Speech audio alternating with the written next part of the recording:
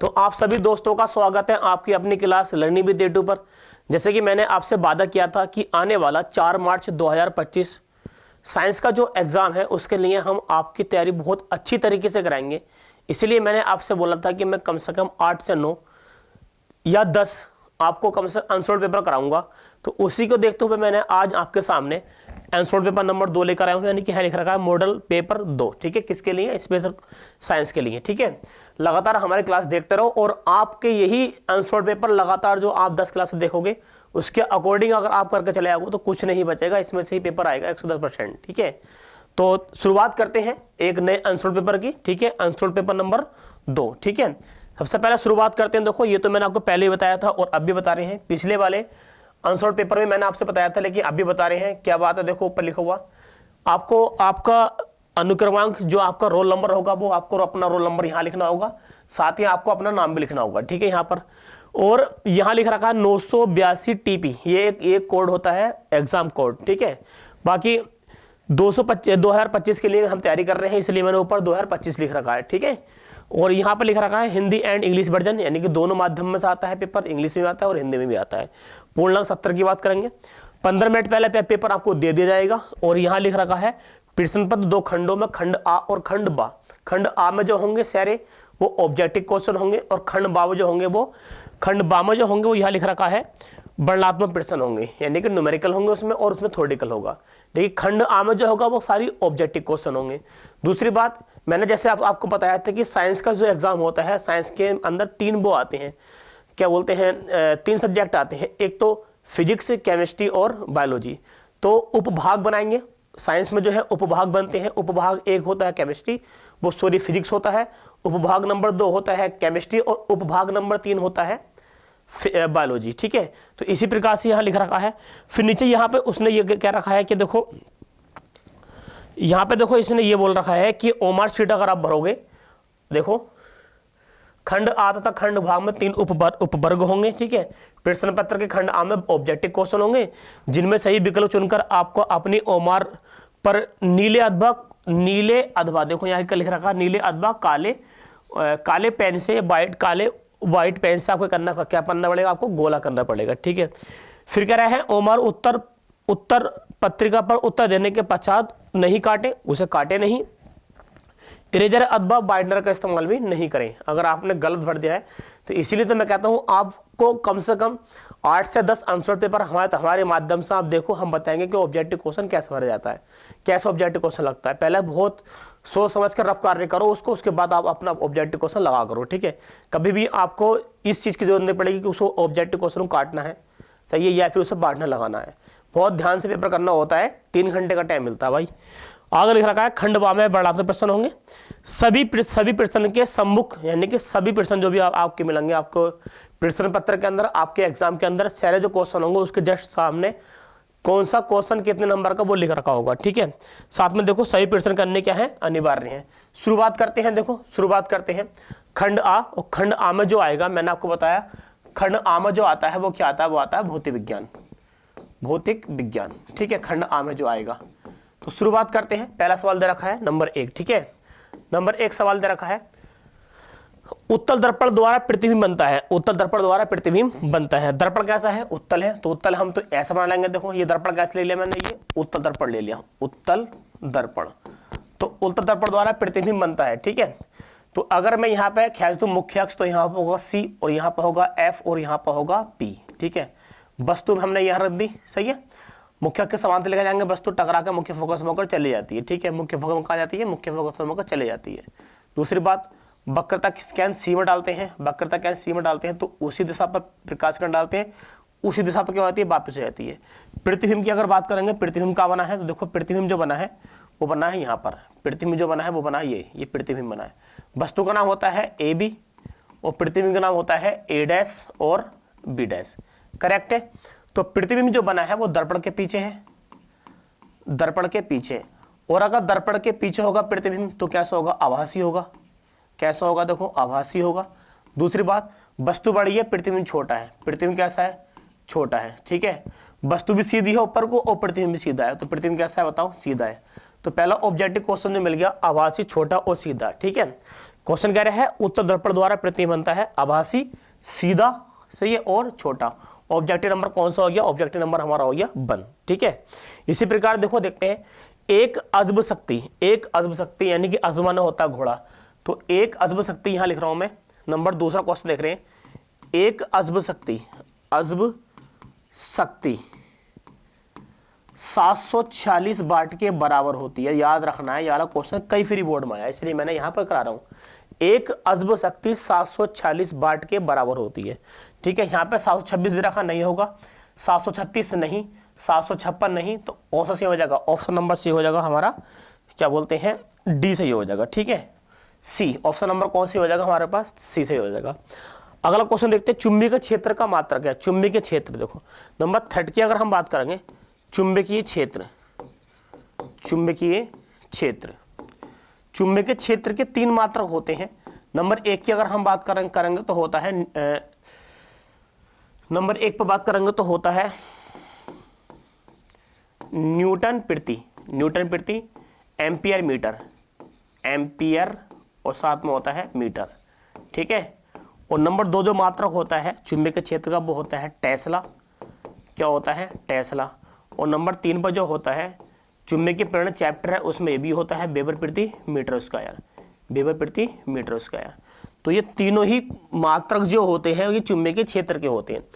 तो वेबर प्रति metre square ये भी है, टेस्ला ये भी है, न्यूटन प्रति मीटर एम्पियर ये भी है, तो हम बोलेंगे ये सभी हैं, तो हम बोलेंगे ऑप्शन नंबर डी हो जाएगा, यानी कि ये सभी। करेक्ट बात समझ में आ रही है आप लोगों के? निम्नलिखित खाद्य श्रृंखला में उत्पादक है, निम्नलिखित खाद्य श्रृंखला में देखो कौन है? देखो उत्पादक है। तो उत्पादक को जो हम पढ़ेंगे, देखो कैसे पढ़ेंगे, देखो सिंपल सी बात है। सबसे पहले घास बनेगी, घास, पहला बगीचे के अंदर घास बनेगी, घास को जो खाएगा वो खाएगा हमारा टिड्डा, क्या खाएगा? वो खाएगा टिड्डा, ठीक है। घास को जो खाता है कौन खाता है? टिड्डा खाता है। और टिड्डे को जो खाता है, टिड्डे को जो खाता है वो खाता है मेंढक, ठीक है। ध्यान रखना है, टिड्डे को जो खाता है, टिड्डे को जो खाता है वो खाता है मेंढक, मेंढक, ठीक है। ये लिख रखा है मेंढक, ठीक।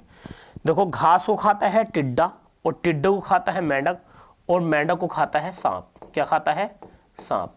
अब इसमें हम अगर हम बात करें अपनी तरफ से, अगर हम इसमें क्वेश्चन बनावे तो देखो ये जो होता है ये है उत्पादक है, क्या है? देखो ये उत्पादक है।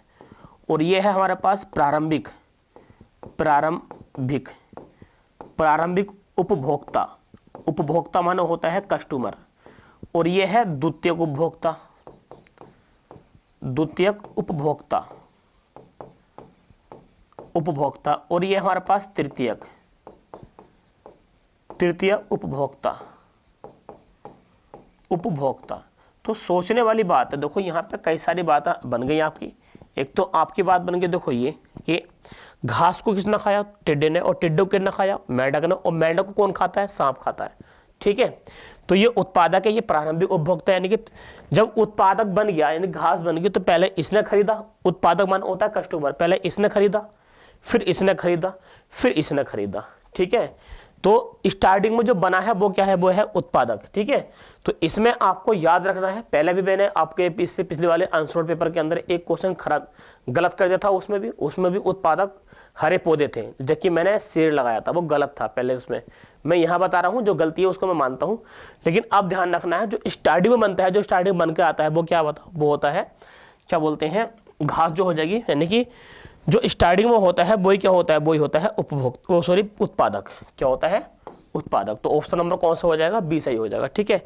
आगे पहुंचते हैं, नंबर 5 पे पहुंचते हैं। इस पर दृष्टि की न्यूनतम दूरी होती है, इस पर दृष्टि की न्यूनतम दूरी होती है। देखो दृष्टि माने होता है देखना, और दूरदृष्टि और दोष जो होते हैं दो प्रकार के होते हैं। दृष्टि दोष 2 प्रकार के होते हैं, एक होता है निकट दृष्टि दोष और एक होता है दूर दृष्टि दोष।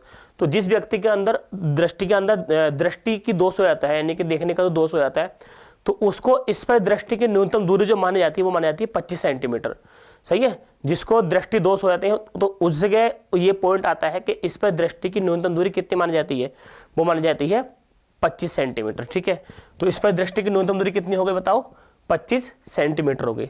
निम्नलिखित परिपथ में ए तथा बी के बीच तुल्य प्रतिरोध निकालना है, ए तथा बी के बीच तुल्य प्रतिरोध निकालना है। परिपथ जो बना हुआ वो इस टाइप से बना हुआ है, यहाँ पर लिख रखा है उसने ए, ठीक है। वो यहाँ पे उसने एक प्रतिरोध ये मान रखा है, इसके जस्ट सामने एक प्रतिरोध ये मान रखा है और यहाँ पर भी एक प्रतिरोध मान रखा है इसने और यहाँ आ गया। ठीक है, तो देखो क्या रहा है कि यहाँ पे जो है उसने मान भी लिख रखे, ये जो मान दे रखा है ये दे रखा है 1 ओम, कितना दे रखा है 1 ओम, यहाँ दे रखा है, यहाँ भी दे रखा है 1 ओम, यहाँ पे दे रखा है 0.5 ओम, कितना दे रखा है 0.5 ओम। ठीक है, याद रखना है, सिंपल से न्यूमेरिकल है, हो जाएगा बेटा आराम से। ठीक है, आता है ये ग्राफ का न्यूमेरिकल, इसको हम क्या मान लेंगे R1 मान लेंगे, इसको हम R2 मान लेंगे और इसको हम क्या मान लेंगे R3 मान लेंगे। R1 भी R2 कौन से क्रम में है, समांतर क्रम में है, तो 1/R बराबर होता है 1/R1 प्लस 1/R2। ठीक है, 1/R1 का मान 1 हो जाएगा, 1/R2 का मान भी कितना हो जाएगा 1, इसका मान भी 1 मान लिया, इसका मान भी मैंने 1 मान लिया। ठीक है, हर समान है, हर का 1 ले लेंगे और ऊपर के ऊपर क्या कर देंगे, जोड़ देंगे। ठीक है, तो आ जाएगा 2 बटे कितना आ जाएगा, देखो ये आ जाएगा 2/1। ठीक है, तो 1/R का जो मान आ गया वो आ गया 2/1 और जब R का मान हम निकालेंगे ऐसे, इसको पलट देंगे तो ये पलट जाएगा, तो आ जाएगा 1/2, तो यहाँ पर आ जाएगा 0.5। ठीक है, तो R का मान जो आएगा कितना आ गया 0.5। अब ग्राफ की अगर हम बात करेंगे, ग्राफ की अगर देखो बात करेंगे तो यहाँ पे ये सब खत्म है, देखो यहाँ पे ये सब खत्म होने के बाद यहाँ पे जो एक नया मान आ गया, जो नया मान बनकर आ गया वो आ गया R का मान जो आ गया वो आ गया 0.5 ओम। ठीक है, कितना आ गया 0.5 ओम। अब देखो आप समझो खुद ही, 0.5 ओम आ गया, तो ये दोनों अब कौन से क्रम में हो गए, ये दोनों कौन से क्रम में हो गए, देखने वाली बात है, ये श्रेणी क्रम में हो गए। ठीक है, वो श्रेणी क्रम का जो फार्मूला होता है वो होता है R बराबर R प्लस का R3, R प्लस का R3, क्योंकि जैसे प्रतिरोध वैसे ही मानेंगे हम, यहाँ पर R है, यहाँ पर क्या है R3 है, तो इसको डैश मान ले, तो R1 का मान जो दे रखा है वो दे रखा है 0.5, so ये R का मान दे रखा है 0.5, R3 का मान भी कितना दे रखा है 0.5, टोटल को जोड़ेंगे 0.05 को जोड़ेंगे तो 1.0 हो जाएगा, तो R डैश का मान जो आ गया वो आ गया 1.0 ओम, यानी कि 1 ओम उत्तर आ गया। ठीक है, कितना आ गया 1 ओम उत्तर आ गया, तो ऑप्शन नंबर हो जाएगा हमारे पास सी वाला। ठीक है, अगली बात करते हैं विद्युत तुल्य प्रतिरोध, विद्युत ऊर्जा तो तुल्य होती है, यानी कि विद्युत ऊर्जा जो होती है, विद्युत ऊर्जा किसके बराबर होती है, तो हमने पढ़ा था विद्युत ऊर्जा विभवांतर और धारा के पदों में, विभवांतर और धारा के पदों में होता है तो I² RT होता है। ठीक है, RT होता है, और विभवांतर और धारा के पद में पढ़ेंगे तो क्या होता है BIT होता है, क्या होता है BIT।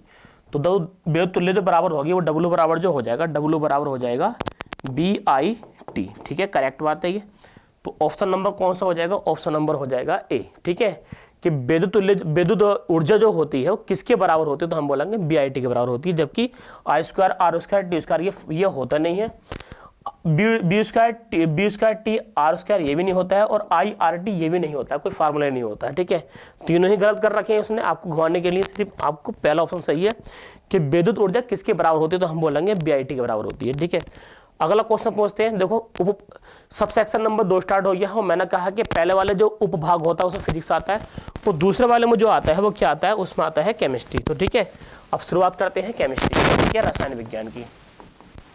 रसायन विज्ञान में सबसे पहले देख रखा है सवाल, वो कह रहा है कि CH3 CH2 COOH।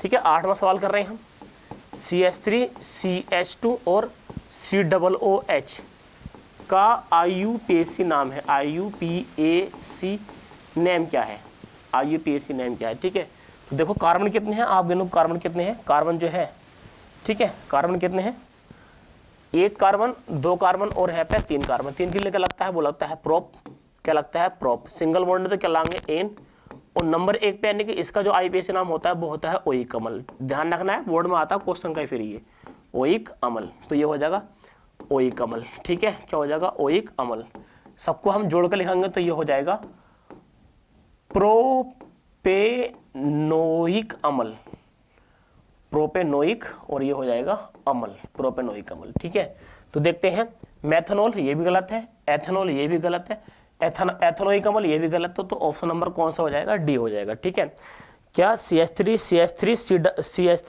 COOH का IUPAC नाम क्या है, तो हम बोलेंगे प्रोपेनोइक अम्ल है। ठीक है, आगे बात करेंगे, शुद्ध जल का pH मान होता है, याद रखना है, तो कई फिर बता दिया मैंने, शुद्ध जल का pH मान जो होता है वो कितना होता है, वो 7 होता है। ठीक है, आगे बात करेंगे, आर्सेनिक तत्व है, आर्सेनिक मैंने आपको बताया चैप्टर नंबर 2 के अंदर, धातु, अधातु तथा उपधातु, तो धातु तथा अधातु के बाद होती है उपधातु, और उपधातु होती है 7, सही, 7 से 11 उपधातु होती है, सिलिकॉन, एंटीमनी, आर्सेनिक, तो आर्सेनिक क्या है, एक उपधातु है, ठीक है, याद रखेंगे आर्सेनिक क्या है, एक उपधातु। ऑप्शन नंबर कौन सा हो जाएगा, सी हो जाएगा, ठीक है। क्वेश्चन नंबर पूछते हैं हम 11 पर, Na2CO3 का साधारण नाम क्या होता है। सबसे पहले लिख रखा है ब्लीचिंग पाउडर, देखो याद करके चलेंगे, मैं इसलिए कह रहा हूँ कि आपको याद करके चलना है, ब्लीचिंग पाउडर, ब्लीचिंग पाउडर। फिर लिख रखा है उसने बेकिंग सोडा, क्या लिख रखा है उसने, बेकिंग सोडा, बेकिंग सोडा, जिसको हम खाने का सोडा ही बोलते हैं, खाने का सोडा, ठीक है, खाने का सोडा। फिर उसने लिख रखा धावन सोडा, क्या लिख रखा उसने, धावन सोडा। फिर लास्ट में लिख रखा है plaster of Paris, plaster of Paris, of Paris, जिसको हम शॉर्ट में पीओपी भी बोलते हैं, पीओपी, ठीक है। इनके सूत्र की बात करेंगे, किसका सूत्र क्या होता है, ठीक है, इनके सूत्र की बात करेंगे तो देखो हर किसी का अलग अलग सूत्र लिख कर चलते हैं, ठीक है। तो ब्लीचिंग पाउडर का जो सूत्र होता है, जिसको हम ब्रंजक चूड़ भी कहते हैं, तो ब्लीचिंग पाउडर या ब्रंजक चूड़ का जो फार्मूला होता है वो होता है CaCO-Cl2, ठीक है, CaO-Cl2। बेकिंग सोडे का फार्मूला होता है, खाने का सोडे का फार्मूला होता है NaHCO3, ठीक है, CO3। और धावन सोडे का फार्मूला होता है Na2CO3 इंटू 10H2 भी होता है, ठीक है, 10H2 नहीं होगा तो Na2CO3 हो सकता है, कोई बात नहीं है। प्लास्टर ऑफ पेरिस पीओपी का फार्मूला जो होता है वो होता है CaSO4 इंटू 1/2 और H2O, ठीक है। तो ब्लीचिंग पाउडर का फार्मूला CaCO2, बेकिंग सोडा जिसको खाने का सोडा बोलते हैं उसका NaCO3, धावन सोडे का Na2CO3 इंटू 10H2O और प्लास्टर ऑफ पेरिस का होता है CaSO4 1/2 H2O। तो Na2CO3 का साधारण नाम जो होगा वो क्या होगा हमारे पास, धावन सोडा। ऑप्शन नंबर हो जाएगा सी, ठीक है, याद रखिएगा। फार्मूले तो 110% आप याद करो, आपको क्या बोलते हैं न्यूमेरिकल, आपका सवाल में क्वेश्चन पेपर में आता है फार्मूला, ठीक है। ZnH2SO4 और ZnSO4 और H2 अभिक्रिया है। जेटन को धातु को हमने रिएक्शन करा दी सल्फ्यूरिक अम्ल से। जब अम्ल सल्फ्यूरिक अम्ल से रिएक्शन करते हैं तो लवण बनाते हैं और साथ में क्या बनाते हैं, हाइड्रोजन गैस बनाते हैं। जब अम्ल धातु से अभिक्रिया करते हैं तो लवण बनाते हैं, साथ में क्या बनाते हैं, हाइड्रोजन गैस बनाते हैं। तो देखो जेटन जो होगा हाइड्रोजन से अधिक्रियाशील है। मैंने आपको अभिक्रियाशीलता श्रेणी पढ़ाई थी, कौन कितना अभिक्रियाशील है। जो ज्यादा अभिक्रियाशील होता है अपने से कम क्रियाशील धातु क्या कर देता है, विस्थापित कर देता है, ठीक है। तो ज्यादा क्रियाशील कौन है, हाइड्रोजन है, इसे क्या कर देगा, विस्थापित कर देगा। तो क्या बनेगा बताओ, ये बनेगा ZnSO4 और हाइड्रोजन यहाँ से क्या हो जाएगी, बाहर हो जाएगी। हाइड्रोजन गैस क्या हो जाएगी, देखो हाइड्रोजन गैस क्या हो जाएगी, बाहर हो जाएगी, ठीक है, यानी कि H2 गैस, H2 गैस। तो ये क्या हो गया, देखो बाहर हो गए, तो इसको हम बोलेंगे ये होगी विस्थापित, क्या हो गई, विस्थापित हो गई। विस्थापित बोले तो विस्थापन हो गया। तो हम बोलेंगे जेटन ने सल्फ्यूरिक अम्ल में से हाइड्रोजन गैस को अलग कर दिया, विस्थापित कर दिया, तो हम बोलेंगे ये अभिक्रिया क्या है, इस अभिक्रिया का नाम जो होगा वो होगा हमारा विस्थापन अभिक्रिया। तो ऑप्शन नंबर कौन सा हो जाएगा, ऑप्शन नंबर हो जाएगा बी, ठीक है। कॉलम ए में दिए गए यौगिक का सुमेलन कॉलम बी से करना है और उनके सूत्र के द्वारा हमें सूत्र के द्वारा क्या करना है, उसका सुमेलन करना है। प्लास्टर ऑफ पेरिस का फार्मूला मैंने यही बताया था, प्लास्टर ऑफ पेरिस का फार्मूला होता है CaSO4 1/2 H2 होता है। तो प्लास्टर ऑफ पेरिस को जो लगा दो यहाँ पर, प्लास्टर ऑफ पेरिस को लगा दो, देखो यहाँ पर, ठीक है। तो ए का जो आंसर आ गया, ए का जो आंसर आ गया वो आ गया 2, ए का जो आंसर आ गया वो क्या आ गया होता है, वो आ गया 2, ठीक है, करेक्ट। जिप्सम का जो फार्मूला होता है, जिप्सम का वो होता है CaSO4 2H2O, ठीक है, ये होता है CaSO4 2H2O, ठीक है। जिप्सम का, जिप्सम के द्वारा ही क्या बनता है, प्लास्टर ऑफ पेरिस बनता है। 373 पे गर्म कर देंगे हम जिप्सम को तो क्या बनता है, प्लास्टर ऑफ पेरिस बनता है, ठीक है। तो जिप्सम का फार्मूला था CaSO4 2H2O। तो बी का जो हो गया, जो बी का जो आंसर आ गया वो आ गया, देखो बी का जो आंसर आ गया 3। तीसरे जाकर देखते हैं, ब्रंजक चूड़ का जो फार्मूला होता है, ब्रंजक चूड़ का जो फार्मूला होता है वो होता है Ca, अभी पढ़ाया था मैंने आपको, ब्रंजक चूड़, इसको क्या बोलते हैं हम, इसको ब्रंजक चूड़ ही बोलते हैं, ठीक है। इसको क्या बोलते हैं, मैंने बताया आपको ब्रंजक चूड़ ही बोलते हैं। फार्मूला का होता है CaOCl2। तो तीसरे का जो हो जाएगा वो हो जाएगा 4th, यानी कि सी का जो हो जाएगा, सी का वो हो जाएगा 4th। और बाकी ये रह गया, देखो बुझे हुए चूने का जो फार्मूला होता है वो होता है CaOH का होल ट्वाइस। तो डी का जो हो जाएगा, डी का वो हो जाएगा 1। तो ऐसा ऑप्शन देखो जिसमें पहले का 2, दूसरे बी का तीसरा और सी का 4th और डी का बना रहा हो। तो देखो फर्स्ट का 2, तीसरे का दूसरा, चौथे का सी का 4 और डी का कितना 1, ठीक है। 1 का 2, 1 का 2, बी का 3, सी का 4 और डी का 1, यानी कि ऑप्शन नंबर कौन सा सही हो जाएगा, यही सही हो जाएगा, ठीक है। बाकी ए का सब जगह गलत है। देखो ये तो बिल्कुल ही गलत है। तो पहले वाला तीसरे पर जाकर मिला, ये भी गलत है। पहला वाला फोर्थ में सब गलत है। देखो ओनली कौन सा सही हो जाएगा, पहला सही हो जाएगा, ठीक है। मिलान करना है, किसका मिलान कहाँ होगा, उसके अकॉर्डिंग हमें ऑब्जेक्टिव क्वेश्चन क्या करना, उठाना है, ठीक है। अगले क्वेश्चन पहुंचेंगे। उपभाग नंबर 3 स्टार्ट हो गया, यानी कि बायोलॉजी स्टार्ट हो गई है, ठीक है। तो हमें लिखेंगे हम जीव विज्ञान। मैंने आपसे बताया था कि जीव विज्ञान स्टार्ट होगा तीसरे भाग में, जीव विज्ञान। तो जीव विज्ञान का पहला क्वेश्चन दे रखा है, निम्नलिखित में से कौन उत्पादक है। अभी पढ़ाया था मैंने, उत्पादक जो स्टार्टिंग बनता है, जो स्टार्टिंग में बनता है वही उत्पाद होता है। इसमें देखो चिड़िया भी, अगर जंगली जानवर भी किसे खाएंगे, जंगली जानवर भी किसे खाएंगे बताओ, हरे पौधे को। पालतू जानवर भी किसे खाएंगे, हरे पौधे को। चिड़िया की अगर बात करेंगे तो वो भी किस पर डिपेंड होगी, हरे पौधे पर। जो स्टार्टिंग में बनना है, स्टार्टिंग में जो मन का है, पहले हरा पौधा बना, उसके बाद पालतू जानवर ने खाया, उसके बाद ही इसको जो है जंगली जानवर ने खाया, उसके बाद जो है चिड़िया वगैरह ने उसको खाया। तो स्टार्टिंग में उत्पादक कौन होगा, तो हम बोलेंगे हरे पौधे होंगे। ऑप्शन नंबर कौन सा सही हो जाएगा, डी सही हो जाएगा, ठीक है। मटर के लंबे पौधे, टीटी और बोने पौधे, टीटी मध्य क्रॉस करने पर प्रथम संतानित पीढ़ी में क्या मिलते हैं। तो मटर ने जो एक्सपेरिमेंट किया था, तो देखो प्रथम श्रेणी में जो एक्सपेरिमेंट किया था, यहाँ पे कैपिटल टी था, यहाँ भी कैपिटल टी था, ठीक है। यहाँ पे स्मॉल टी था और यहाँ पे क्या था, स्मॉल टी था। ये कौन सी बात है, ये प्रथम पीढ़ी की बात है, प्रथम पीढ़ी की बात है। वेरी वेरी मोस्ट इंपोर्टेंट ना, मटर का प्रयोग द्वारा, मेंडल ने मटर के प्रयोग द्वारा क्या बोलता, अनुवांशिकता की खोज की थी। तो very very most important topic है, ऐसा इसलिए इंपोर्टेंट है क्योंकि ये हर साल बोर्ड में आता है और अनुवांशिकता का जनक कहलाता है कौन, मेंडल। इसलिए मटर के पौधे को उन्होंने क्या कहा था, एक्सपेरिमेंट किया था। तो मटर के पौधे पर उन्होंने पहले लिए कैपिटल टी, फिर इसके लिए उन्होंने स्मॉल टी। तो जब दोनों क्रॉस कराया तो बना इसमें, इसका क्रॉस इससे कराएंगे, क्रॉस इसका क्रॉस इससे कराएंगे, ठीक है। तो पहले वाले में टी बनेगा, कैपिटल टी स्मॉल टी है भी, कैपिटल टी स्मॉल टी, इसकी गुणा से करेंगे तो कैपिटल टी स्मॉल टी, इसकी गुणा से करेंगे तो कैपिटल टी स्मॉल टी। तो प्रथम पीढ़ी में जो प्राप्त हुए थे सभी कैसे बात होते हुए, सभी लंबे पौधे, सभी लंबे पौधे, ठीक है। प्रथम पीढ़ी में जो प्राप्त हुए थे वो क्या थे, सभी लंबे पौधे थे।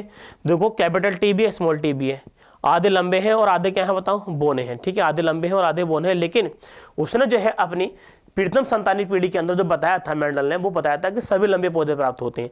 तो पहले वाला पोर्शन से हो जाएगा, कौन सा से हो जाएगा बताओ, सभी लंबे पौधे। निम्नलिखित में कौन सा जोड़ा प्रकाश संश्लेषण की अभिक्रिया के लिए प्रयुक्त होता है।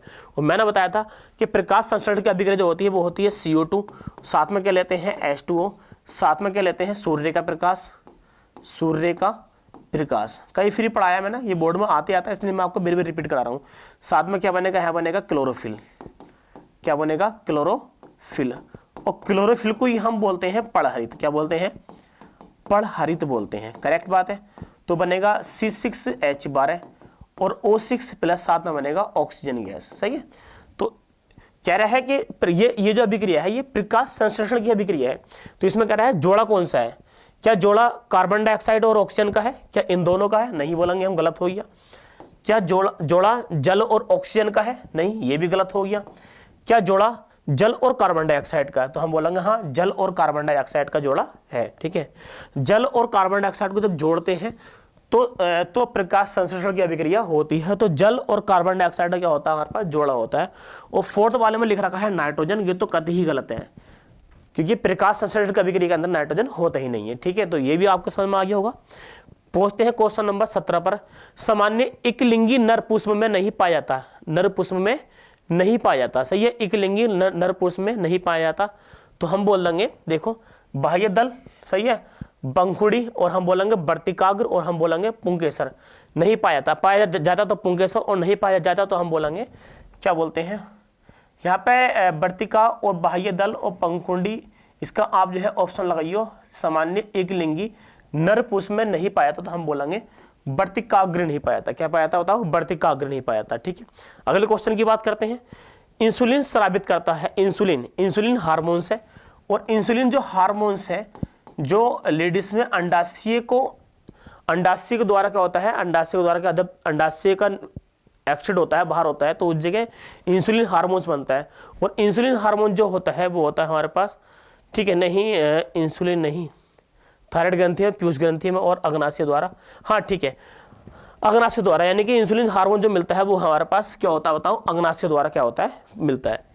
इंसुलिन हार्मोन अग्नाशय के द्वारा क्या होता है, मिलता है, याद रखेंगे। जैव विकास का सिद्धांत को प्रतिपादित किया था, प्रतिपादित किया जिया था, यानी कि यहां लिख रखा किया था। जैव विकास के सिद्धांत को प्रतिपादित किया था, किसने किया था, चार्ल्स डार्विन ने। किसने किया था, चार्ल्स डार्विन ने। जबकि ग्रेगर जुग मेंडल ने की थी अनुवांशिकता की खोज। अमृता देवी बिश्नोई ने किया था चिपको आंदोलन, ठीक है। और स्टेनर एल मिलर ने किया था जीवन की उत्पत्ति का प्रयोग, ठीक है, जीवन की उत्पत्ति का प्रयोग, ठीक है। तो याद रखेंगे, जीवाश्म ईंधन जलने पर देता है। जीवाश्म ईंधन जैसे कि हमारे पास पेट्रोल है, पेट्रोल क्या है, एक जीवाश्म ईंधन है जो कि धरती से खोदने के बाद प्राप्त हुआ था। तो जीवाश्म ईंधन जलने से देता है कार्बन डाइऑक्साइड, कार्बन के ऑक्साइड ये भी बनाएगा, साथ में नाइट्रोजन का ऑक्साइड ये भी बनाता है, और सल्फर के ऑक्साइड ये भी बनाता है। तो हम बोलेंगे उपरोक्त सभी हो जाएगा, ठीक है। तो जीवाश्म ईंधन जलाने पर देता है कार्बन के ऑक्साइड, साथ में नाइट्रोजन के ऑक्साइड और साथ में सल्फर के ऑक्साइड। तो हम बोलेंगे सभी बनाता है, ठीक है। तो 20 ऑब्जेक्टिव क्वेश्चन कंप्लीट हो गए, आपकी ओमार शीट कंप्लीट हो गई है। अब आपको हम पहुंचेंगे क्या बोलते हैं वर्णनात्मक प्रश्न पर, ठीक है। खंड ए स्टार्ट हो गया, खंड बा स्टार्ट हो गया, और इसमें भी 3 उपभाग होंगे।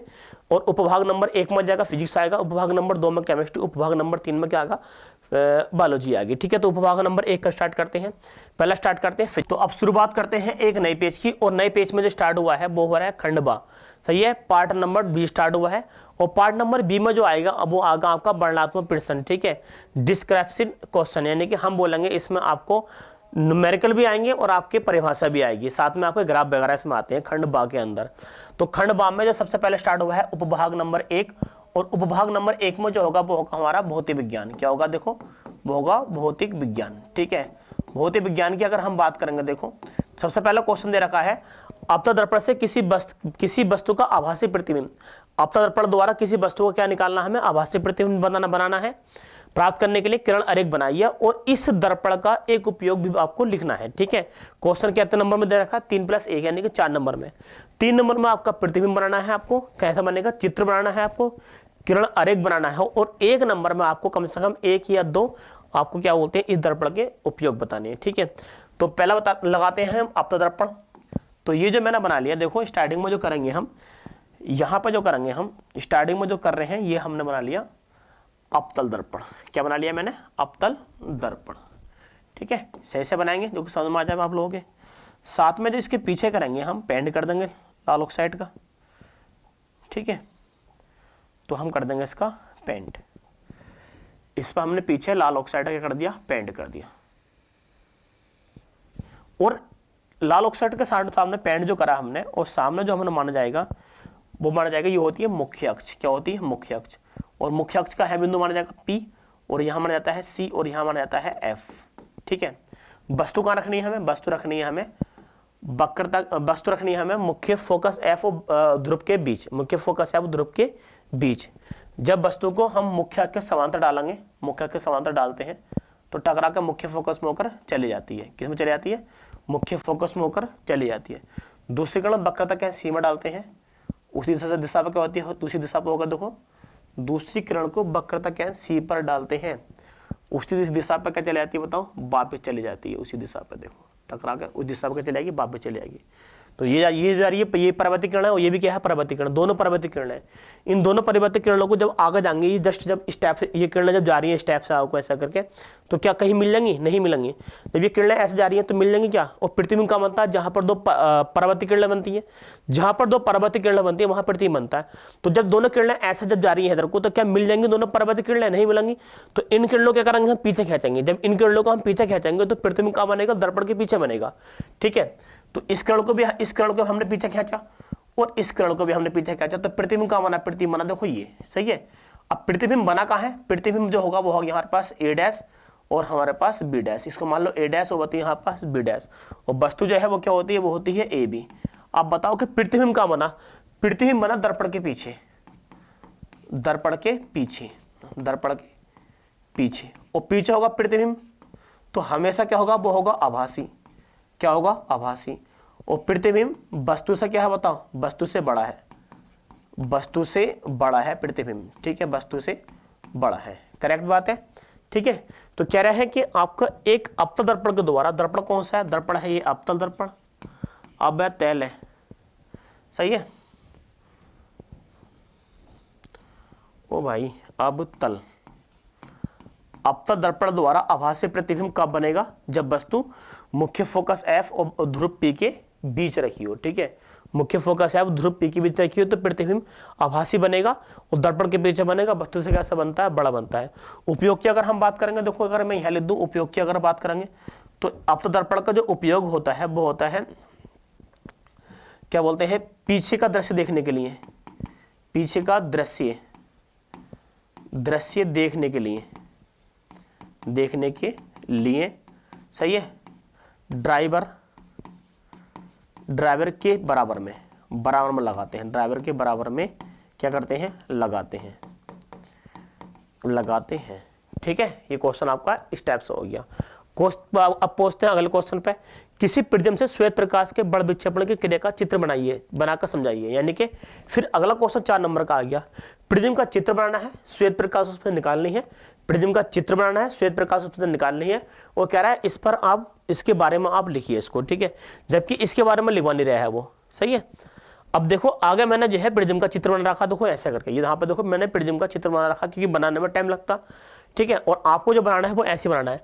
प्रिज्म जो होता है वो ABC एक त्रिभुज होता है, उसे प्रिज्म बोलते हैं। प्रिज्म के सामने एक हम क्या लगते हैं, श्वेत प्रकाश लेते हैं, क्या लेते हैं, श्वेत प्रकाश। जब उस श्वेत प्रकाश को हम प्रिज्म से गुजारते हैं, जब इस श्वेत प्रकाश को हम प्रिज्म से गुजारते हैं तो प्रिज्म के सामने रखा सफेद पर्दा, ये अगर हमने मान लेंगे तो क्या पर्दा रखा है, ये रखा है सफेद पर्दा। तो सामने प्रिज्म के सामने रखा सफेद पर्दे पर 7 रंग बन जाते हैं, ठीक है। जब किसी श्वेत प्रकाश को प्रिज्म से गुजारते हैं तो प्रिज्म के सामने रखा सफेद पर्दे पर 7 रंग बन जाते हैं। सबसे ऊपर होता है लाल, फिर होता है नारंगी, फिर पीला, फिर हरा, फिर नीला, फिर जामुनी, फिर होता है क्या बोलते हैं, बैंगनी। क्या होता है, बैंगनी। समझने वाली बात है। यहाँ पे मैं आपको 2 या 3 ऑब्जेक्टिव क्वेश्चन ही बताऊंगा, उपयुक्त परिभाषा कैसे लिया ये बताऊंगा। जिसको हम लाल को बोलते हैं रेड, नारंगी बोलते हैं ऑरेंज, पीले को बोलते हैं येलो, हरे को ग्रीन और नीले को ब्लू, और जामुनी को बोलते हैं इंडिगो, और बैंगनी को बोलते हैं हम वायलेट, ठीक है। अब देखो जिसको हम याद करते हैं BIBGUOR यानी कि बिग्योर, किसे याद करते हैं, बिग्योर। और उसका हिंदी में लिखेंगे तो बीजानी ही पी नाला, यानी कि बीजानी हा पी नाला, ठीक है। तो हम इसको हिंदी में ऐसे याद कर लेते हैं रंगों के नाम को। सबसे पहले वायलेट आएगा, फिर इंडिगो, फिर ब्लू आएगा, फिर ग्रीन आएगा, फिर येलो आएगा, फिर आएगा ऑरेंज, फिर आएगा रेड, ठीक है। अब सोचने वाली बात है कि सबसे ज्यादा किरण कौन सी झुकी है, सबसे ज्यादा किरण कौन सी झुकी है, तो हम बोलेंगे बैंगनी किरण झुकी है। सबसे ज्यादा किरण कौन सी झुक रही है, बैंगनी किरण। तो प्रकाश का जो विचलन होता है, सबसे ज्यादा विचलन माने सबसे ज्यादा नीचे कौन जाता है, तो प्रकाश का जो विचलन में होता है, तो विचलन प्रिज्म के सामने जो रखा 7 पर्दे पर जो 7 रंग की किरण बनी है, सबसे ज्यादा जो विचलन होगा वो कौन सी किरण में होता है, तो हम बोलेंगे बैंगनी किरण में होता है। सबसे कम विचलन जो होगा वो कौन सी किरण में होता है, वो होता है लाल रंग में, ठीक है। और अगर इनमें भी अगर ऑप्शन मन का आ जाए कि पीला, हरा, नीला, जामुनी, तो हम बोलेंगे जामुनी, नारंगी, पीला, हरा, नीला, तो हम बोलेंगे नीला, ठीक है। याद रखना है, very very most important, board exam में आते आता है ये बात मैं आपसे कह रहा हूं। मोस्ट IMP क्वेश्चन है, मोस्ट IMP क्वेश्चन है 2025 के लिए, ये बात मैं बोल रहा हूं आपको, ठीक है। तो याद रखना है, सबसे ज्यादा विचलन किस में होता है, बैंगनी में। सबसे कम विचलन किस में होता है, लाल में, ठीक है। सबसे ज्यादा तरंग दैर्घ्य किसकी होती है, देखो लाल की, सबसे कम किसकी होती है, क्या बोलते हैं, बैंगनी की। यह वाला आपको जो है याद रखना क्वेश्चन को, ठीक है। अब तो ये तो चित्र बन गया, अब परिभाषा कैसे लिखेंगे। सर आइजैक न्यूटन ने देखा कि, देखो सर आइजैक न्यूटन ने देखा कि जब किसी श्वेत प्रकाश को प्रिज्म से गुजारते हैं तो प्रिज्म के सामने रखा सफेद पर्दे पर 7 रंग की एक पट्टी बन जाती है। उस 7 रंग में क्रमशः हम बोलते हैं लाल रेड, नारंगी ऑरेंज, पीला येलो, हरा ग्रीन, नीला ब्लू, जामुनी इंडिगो और बैंगनी वायलेट, जिसको हम बिग और से क्या करते हैं, हम याद करते हैं, ठीक है। इस प्रकार आगे लिखा, फिर लिखा आप लिखिए नोट। इस प्रकार अगर हम विचलन की बात करें तो लाल रंग में सबसे कम विचलन होगा और बैंगनी रंग में सबसे ज्यादा विचलन होगा। इस प्रकार हम जो है इस परिभाषा को हम लिख सकते हैं, ठीक है। बिल्कुल आपको याद रखना है, बिल्कुल सही तरीके से आपको, बिल्कुल ठीक है। जैसे जैसे मैंने आपको बताया, आपको वैसे ही प्रिज्म के बारे में याद रखना है, ठीक है। आगे पहुंचते हैं फिर। ओम का नियम क्या है, ओम का नियम क्या है, विद्युत परिपथ की सहायता से नियम को सत्यापित कीजिए। तो ओम के नियम की अगर हम बात करेंगे, देखो मैं यहां बता रहा हूं ओम का नियम क्या है। ओम के नियम की अगर हम बात करेंगे तो ओम बता रहा है जब किसी भौतिक अवस्थाओं में परिवर्तन ना हो, जब किसी भौतिक अवस्थाओं में परिवर्तन ना हो तो तार के सिरों पर लगाए गए धारा और उसमें बहने वाली तार के सिरों पर लगाए विभवांतर बी और उसमें बहने वाली धारा आई आगे कैसे होता है, समानुपाती होता है। यानी कि जो प्रतिरोध जो होता है, जो सिरों पर लगाया गया विभवांतर जो होता है, सिरों पर जो लगाया गया विभवांतर जो होता है वो धारा आगे कैसे होता है, समानुपाती होता है। सही है। जब किसी चालक तार की भौतिक अवस्थाओं में परिवर्तन ना हो, सही है, भौतिक अवस्था जैसे ताप दाब में परिवर्तन ना हो तो चालक के सिरों पर लगाया गया विभवांतर बी और उस परिपथ में बहने वाली धारा आई, सही है, आई कैसे होता है, समानुपाती होता है। यानी कि उसके समानुपाती होगा। अगर धारा का मान बढ़ेगा तो विभवांतर का मान भी बढ़ेगा, विभवांतर का मान घटेगा तो धारा का मान भी क्या होगा, घटेगा। यहां से जो कांस्टेंट निकालेंगे वो निकालते हैं हम आर, यहाँ आ जाएगा बी। सही है। जहां पर आर क्या है, जहां पर हम बोलेंगे जहां पर आर एक नियतांक है, एक नियतांक, जहां पर आर क्या है, एक नियतांक है जिसे विद्युत प्रतिरोध भी कहते हैं, विद्युत, जिसको विद्युत प्रतिरोध डाल देता हूं मैं, जिसको प्रतिरोध भी कहते हैं, प्रतिरोध से प्रदर्शित करते हैं। अगर इसके हम ग्राफ की अगर हम बात करें, देखो कैसे हम इसको ग्राफ को उठा सकते हैं। देखो अगर हम इसकी ग्राफ की बात करें कि इसका सत्यापित तो आपने कर दिया, परिभाषा तो आपने लिख दी, लेकिन इसका चित्र बनाना है। तो चित्र की बात करेंगे तो हम बनाएंगे आई बराबर जो आ गया वो आ गया आर बी और प्लस का हमारे पास जीरो मान लो, कोई बात नहीं, जीरो मान लो आप मेरी तरफ से। तो आई बराबर आर बी आ गया प्लस का हमारे पास जीरो, तो होता है बाई बराबर होता है एम एक्स प्लस का सी का कुछ मान नहीं, इसको छोड़ देंगे। ठीक है, तो खाली इतना ही बात ले लेंगे। देखो इतनी ही बात लेंगे तो बाई एक्स पर जो बात होगी, बाई एक्स पर जो अगर हम बात करें बाई एक्स पर, तो बाई एक्स ये हो गया और इधर क्या हो गया, ये एक्स अक्ष हो गया। ठीक है, बाई एक्स पर क्या है, धारा है, तो बाई एक्स पे लिख देंगे हम, बाई एक्स पे है हमारी धारा। देखो बाई एक्स पर क्या है, बाई एक्स पर धारा लिखेंगे हम, धारा का मान इंक्रीज हो रहा है। ठीक है, धारा का मान क्या हो रहा है, इंक्रीज हो रहा है। और एक्स अक्ष पर क्या है, एक्स अक्ष पर जो है वो है हमारे पास विभवांतर, तो इधर लिख देंगे हम, इधर है हमारा विभवांतर, विभवांतर बोले तो बी। ठीक है, इधर को विभवांतर हो रहा है।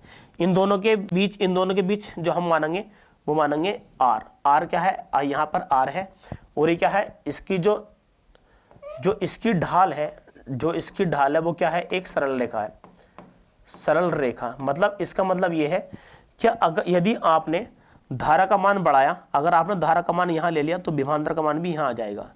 ठीक है, देखो धारा का मान ले लिया, विभवांतर का मान भी आ जाएगा। अगर धारा का मान 2 एम्पियर है तो विभवांतर कितना मान लिया हमने, बताओ। चलो विभवांतर हम भी कुछ मान लेंगे, विभवांतर धारा का मान ज़्यादा नहीं कम मानो। धारा का अगर हमने मान लिया कि 1 एम्पियर है तो विभवांतर कितना हो जाएगा, 250। धारा का मान हम 2 एम्पियर मान लिया तो विभवांतर कितना हो जाएगा, 500 हो जाएगा। धारा का मान हमने 3 एम्पियर मान लिया तो विभवांतर कितना हो जाएगा, 750 हो जाएगा। धारा का मान हमने 4 एम्पियर मान लिया तो विभवांतर कितना हो जाएगा, 1000 एम्पियर हो जाएगा। ऐसा मान लो 1000 वोल्ट हो जाएगा, 1000 क्या हो जाएगा, वोल्ट हो जाएगा। तो जैसे जैसे धारा का मान बढ़ रहा है, जैसे जैसे धारा का मान बढ़ रहा है वैसे क्या बढ़ रहा है, विभवांतर का मान नहीं बढ़ेगा। धारा का मान इंक्रीज होने पर विभवांतर का मान भी इंक्रीज होगा, धारा का मान डिक्रीज होने पर विभवांतर का मान भी क्या होगा, बताओ, डिक्रीज होगा। तो हम बोलेंगे धारा जो होगी विभवांतर कैसे हो जाएगा, तो हमारे पास समानुपाती हो जाएगा। ठीक है, इसलिए इनके बीच में क्या प्राप्त होगी, एक सरल रेखा प्राप्त होगी।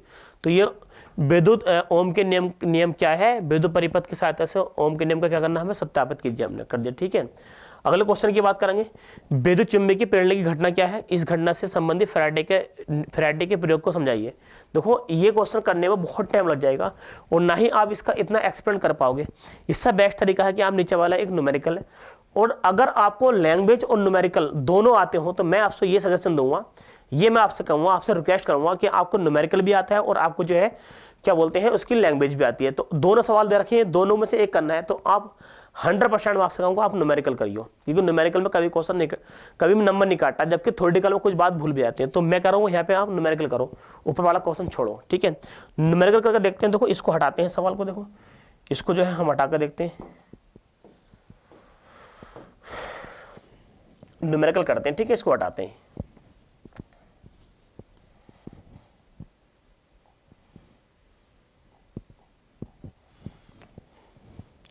किसी विद्युत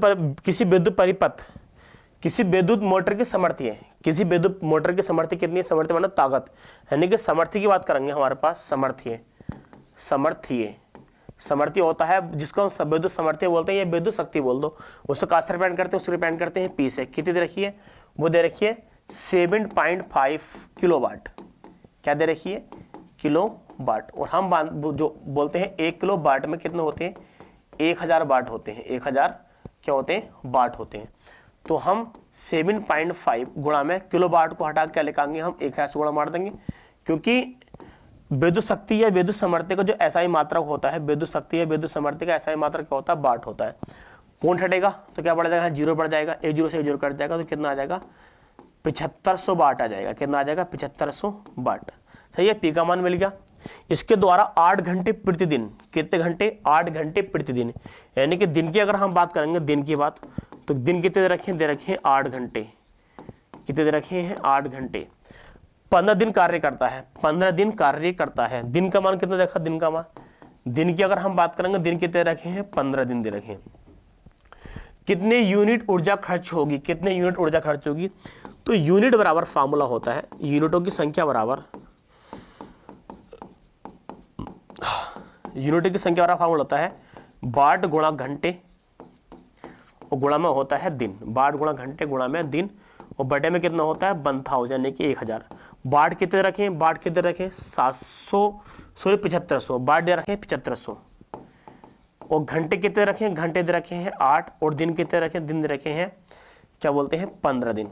बटे में कितना रखा है 1000। ठीक है, अगर करेंगे सवाल को तो 7500 और 15 अट्ठे 120। सही है, 15 अट्ठे कितना 120, बटे में कितना दे रखा है, बटे में दे रखा है 1000। ठीक है, 3 0 से 3 0 काट देंगे। ठीक है, गुणा में चीजें काटनी है, अगर गुणा में है, ये सिर्फ गुणा में है, तो 3 0 से 3 0 काट देंगे, तो यहाँ रह गया 75 और गुणा में यहाँ रह गया 12।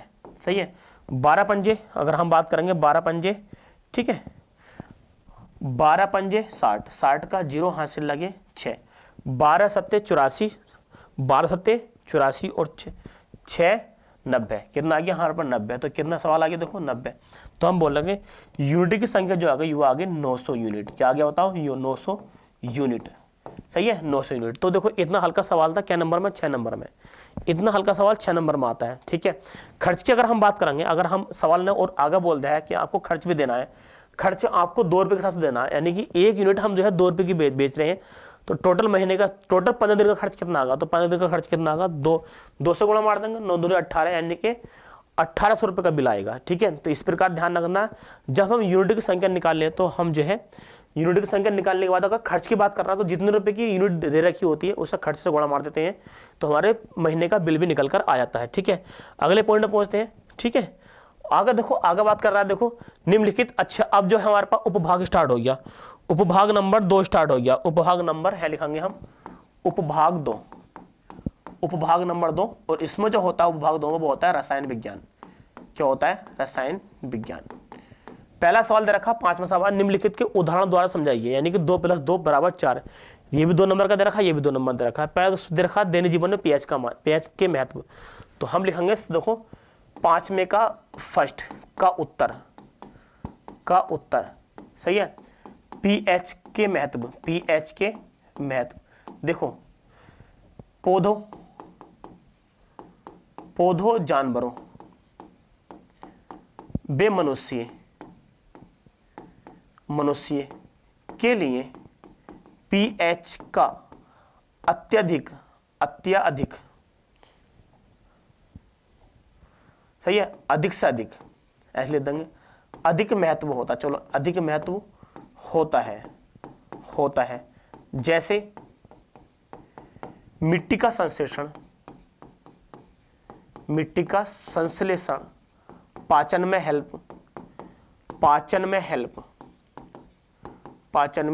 सहायता, खाद्य पदार्थों की, खाद्य पदार्थों के संश्लेषण में, यानी कि उसके शुद्धिकरण करने में किसका, पीएच का अति महत्व है, अति महत्व होता है। आपको याद रखना, इतनी सी बात याद रखो, आपसे 2 नंबर में दे रखा है, आपको सिर्फ इतनी सी बात याद रखना है कि पौधे, जानवर और मनुष्य के लिए अति महत्व होता है पीएच का, जैसे कि मिट्टी के संश्लेषण में, पाचन में सहायता करता है पीएच का मान। खाद्य पदार्थों का संश्लेषण यानी कि उसका प्योरिफिकेशन करने के लिए किसकी बात करते हैं हम? पीएच की बात करते हैं। तो पीएच का मान आपको याद रखना है बिल्कुल सही तरीके से कि पीएच का महत्व क्या होता है। ऊष्मक्षेपी रासायनिक अभिक्रिया, ऊष्मक्षेपी रासायनिक अभिक्रिया क्या होती है इसको देखते हैं। देखो, ऊष्मक्षेपी रासायनिक अभिक्रिया ऐसी अभिक्रिया जिसमें कोई अभिकारक अपनी ऊष्मा क्या करता है? छोड़ता है, उसे क्या बोलते हैं? ऊष्मक्षेपी अभिक्रिया कहते हैं। परिभाषा की बात करेंगे, देखो अगर हम परिभाषा की बात करेंगे, वह रासायनिक अभिक्रिया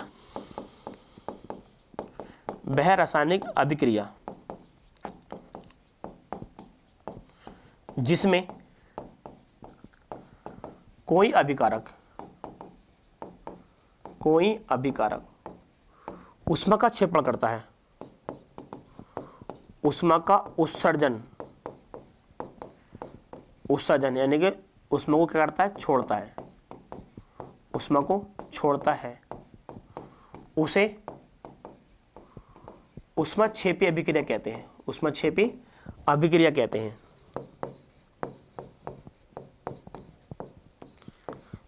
अभिक्रिया कहते हैं। इसमें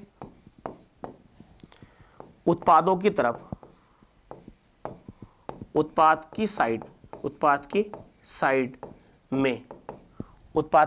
में सही है, उत्पाद की साइड में ऊष्मा को धन चिन्ह के साथ क्या कहा जाता है? लिखा जाता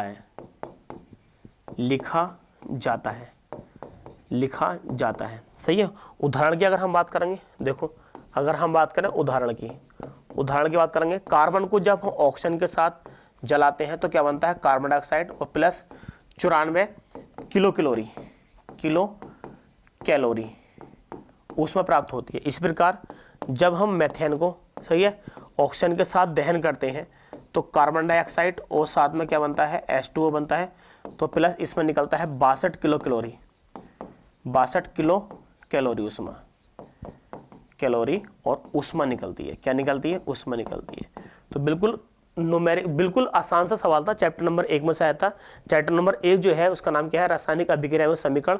और समीकरण 5-6 प्रकार की होती हैं। ऊष्मक्षेपी और ऊष्मशोषी अभिक्रिया, तो ऊष्मक्षेपी अभिक्रिया आ गई। ऊष्मक्षेपी अभिक्रिया क्या होती है? वह अभिक्रिया जिसमें कोई अभिकारक को जलाने के बाद वह ऊष्मा क्या करता है? छोड़ता है। अगर हम कोयले को जलाएंगे तो कोयला क्या करेगा? ऊष्मा क्या करेगा? छोड़ेगा। तो कोयला क्या है? ऊष्मक्षेपी अभिक्रिया है। तो वह रासायनिक अभिक्रिया जिसमें अभिकारक ऊष्मा क्या करते हैं? छोड़ते हैं। ऊष्मा क्या करते हैं? देखो, छोड़ते हैं, तो उसे ऊष्मक्षेपी अभिक्रिया कहते हैं। और इसमें उत्पादक की साइड में ऊष्मा प्लस के चिन्ह के साथ लिखा जाता है। यानी कि ये जो होते हैं ये उत्पादक होते हैं, और इधर की साइड में जो है कितनी ऊष्मा दी है? 94 किलो कैलोरी। तो क्या में लिखा? हमने प्लस में लिखा है। ऐसे ही देखो इसमें कितनी मिली? हाँ, 62 किलो कैलोरी मिली। ठीक है, क्योंकि ये कोयला होता है और ये मेथेन की होती है, गैस होती है, इसलिए अलग अलग डिफरेंट टाइप की ऊष्मा मिली। एथेनोइक अम्ल के 2 रासायनिक गुण लिखने हैं। ठीक है, अगले क्वेश्चन पूछते हैं एथेनोइक अम्ल के 2 रासायनिक गुण। ठीक है, तो इसको मिटा के चलते हैं हम ऐसे, इसको देखो मिटान के चलते हैं हम, है करा कर देखते हैं सवाल को, नेक्स्ट वाले को।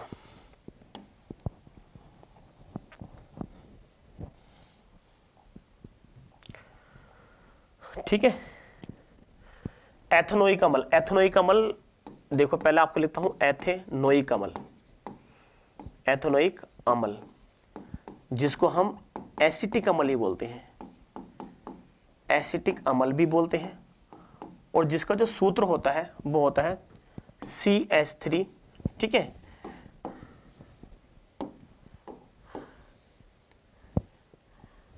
जिसका फॉर्मूला होता है CH3COOH के 2 रासायनिक गुण बताने हैं, कि 2 रासायनिक गुण।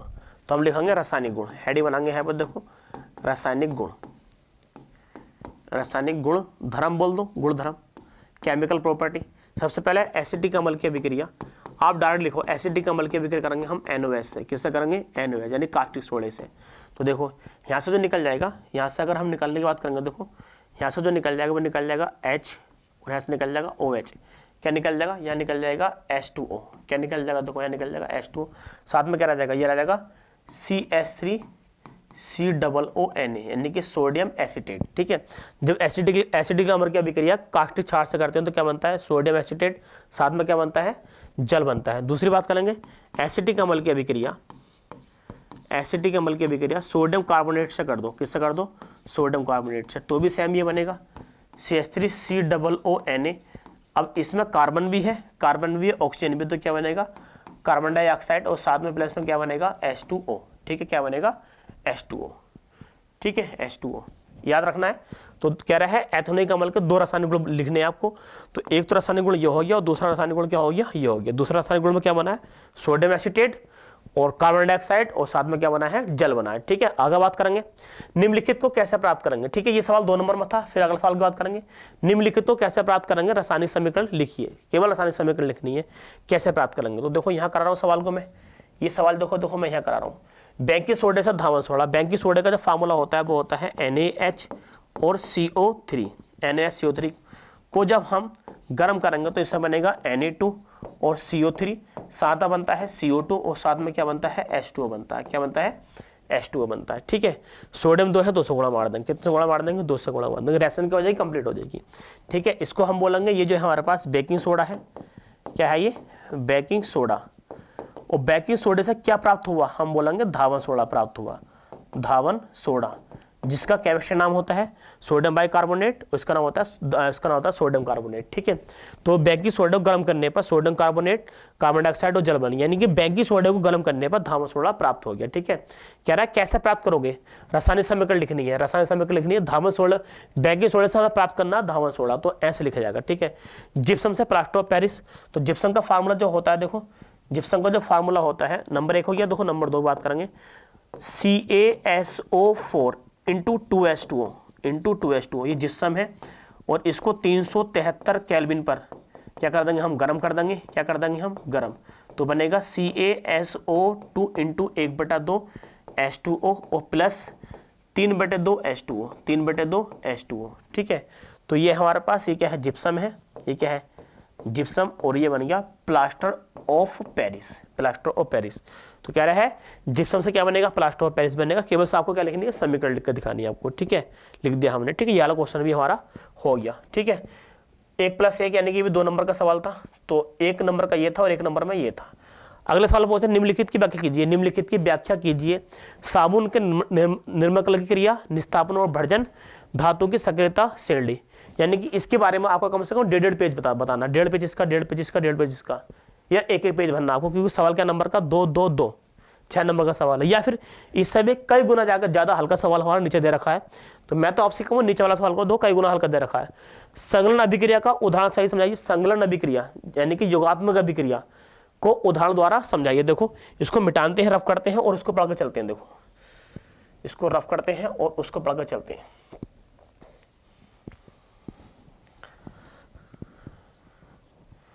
हम क्वेश्चन करते हैं 7 का अधवा, पहला नंबर पर करते हैं संगलन अभिक्रिया,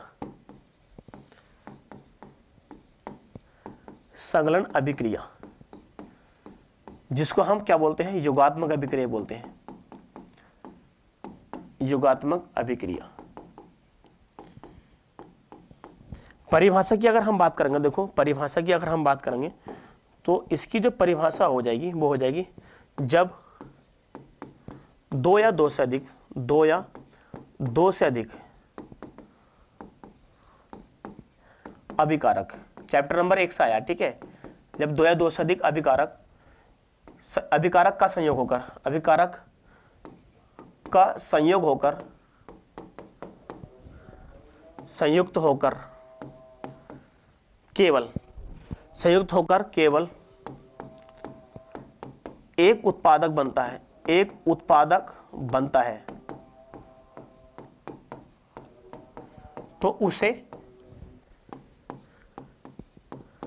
संयोजक, सही है, या योगात्मक, ये क्या बोल दो उसको, योगात्मक या संगलन बोल दो, अभिक्रिया कहते हैं, अभिक्रिया कहते हैं। ठीक है, उदाहरण की अगर हम बात करेंगे, उदाहरण की अगर हम बात करेंगे, जब नाइट्रोजन गैस को हाइड्रोजन गैस के साथ इसका 1:3 होगा, 1 नाइट्रोजन गैस होगा और 3 किसका होगा, हाइड्रोजन गैस होगा। जब नाइट्रोजन गैस को और हाइड्रोजन गैस का आपस में जो जोड़ते हैं, सही है, आपस में जब जोड़ते हैं Fe + MO की उपस्थिति में और प्लस यहाँ पे 500 केल्विन टेम्परेचर होता है और 200 atm क्या होता है, दाब होता है, 2 से टाइम क्या होता है, दाब होता है, तो क्या बनता है, अमोनिया गैस बनती है। क्या बनती है, अमोनिया गैस बनती है, जिसको हम हेबर विधि बोलते हैं, जिसको हेबर विधि द्वारा अमोनिया का निर्माण भी बोलते हैं, जिसको हम हेबर विधि के द्वारा अमोनिया का निर्माण भी बोलते हैं। नंबर 1 एग्जाम्पल की बात होगी, नंबर 2 एग्जाम्पल की बात कर रहा हूँ। देखो नंबर 2 एग्जाम्पल की बात करेंगे तो जब धावन सोडे को सही है, धावन सोडे को कार्बन डाइऑक्साइड और जल के साथ अभिक्रिया करेंगे तो ये सब जुड़ने के बाद सबको गर्म करने के बाद क्या बनेगा, NaH और CO3, 200 गुणा मार देंगे, रिएक्शन कंप्लीट हो जाएगी, 2 कार्बन है, ऑक्सीजन 6 है, 6 हो जाएगा। ठीक है, तो देखो तो कितने अभिकारक है, यहाँ पे 2 अभिकारक है तो एक उत्पाद बना, यहाँ पे 3 अभिकारक है, सोडियम कार्बोनेट, कार्बन डाइऑक्साइड और जल, तीनों ने आपस जोड़ने के बाद क्या बनाया, केवल एक ही उत्पाद बनाया। जब 2 या 2 से अधिक अभिकारकों को जोड़ने के बाद केवल एक उत्पाद बनता है तो उसको हम संलग्न अभिक्रिया या योगात्मक अभिक्रिया या फिर हम उसको संयोजन अभिक्रिया भी कहते हैं। ठीक है, अगले क्वेश्चन पूछते हैं, आधुनिक आवास सारणी की विशेषता लिखिए। आधुनिक आवास सारणी की विशेषता लिखिए। पहली बात तो हम आपको ये बताएं, आधुनिक आवास सारणी के अंदर आधुनिक आवास सारणी चैप्टर नंबर 4 है, सही है, वो चैप्टर नंबर 5 था इस साल, पिछले साल चैप्टर नंबर 5 था, लेकिन इस साल चैप्टर 4 दे रखे हैं। तो आधुनिक आवास सारणी की तो मैं आपको बात बता दूंगा, लेकिन आपके सिलेबस में नहीं है, ये टॉपिक आपके सिलेबस में नहीं है। ठीक है, जबकि ये सब सिलेबस में जितने भी दे रखा है, इसमें मैंने आपको ये और ये इंपॉर्टेंट है इसलिए मैं आपको पढ़ाकर चल रहा हूँ, ये कि आप तो आपके नोट्स में तो लिखा हुआ है इसलिए मैं आपको ये पढ़ाकर चल रहा हूँ। आधुनिक आवास सारणी क्या होती है, देखो आधुनिक आवास सारणी में तत्वों को परमाणु क्रमांकों को बढ़ते हुए क्रम में रखा गया है। आधुनिक आवास सारणी में सही है 18 कॉलम होते हैं और 7 आवर्त होते हैं। आधुनिक आवास सारणी के अंदर 4 ब्लॉक होते हैं, S block, P block, D block और बताइए एफ ब्लॉक। सही है, 4 बात हो गई। आधुनिक आवास सारणी के अंदर आवर्त में जाओ या आप आवर्त में जाओ या आप क्या बोलते हैं वर्ग में जाओ, क्या बोलते हैं, तत्वों को परमाणु क्रमांकों के बढ़ते हुए क्रम में रखा गया है। और आधुनिक आवास सारणी की खोज जो की थी वो की थी मोसले ने। किसने की थी, मोसले ने। आपको इतनी सीधी बातें लिखनी है। फिर अगले क्वेश्चन पर आ जाते हैं। अगला क्वेश्चन ये कह रहा है, देखो सिनेमर्क से मरकरी प्राप्त करने की समीकरण लिखो। सिनबार से मरकरी प्राप्त करने के रासायनिक समीकरण लिखो। सिनबार का जो फार्मूला होता है, देखो ये होता है सिनबार से क्या बनाना हमें, सिनबार की अभिक्रिया करेंगे हम ऑक्सीजन से। किससे करेंगे, ऑक्सीजन से।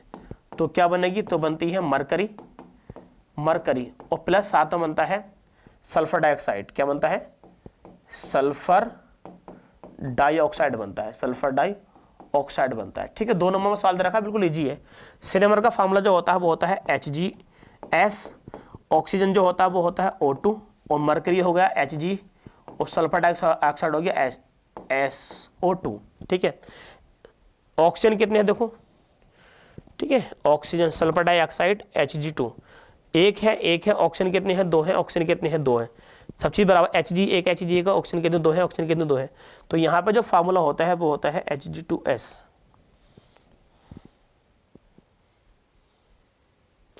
ठीक है, मरकरी सिनेमर का अगर ऑक्सीजन की बात करेंगे तो सिनेमर का फार्मूला होता है HgS, ऑक्सीजन से गुणा करेंगे तो क्या प्राप्त हो जाएगा, मरकरी प्राप्त होगा, साथ में क्या प्राप्त हो जाएगा, SO2 प्राप्त हो जाएगा। ठीक है, और दूसरी बात मैं आपसे बताऊंगा कि जो सिनेबार है ये मरकरी का एक अयस्क है।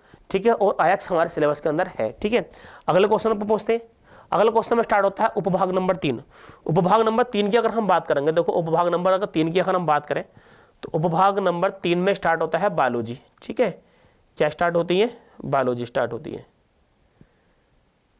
ठीक है, उपभाग नंबर 3 में स्टार्ट होती है बायो, यानी कि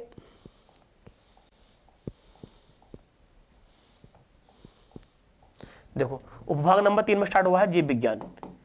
क्या स्टार्ट होता है, जीव विज्ञान।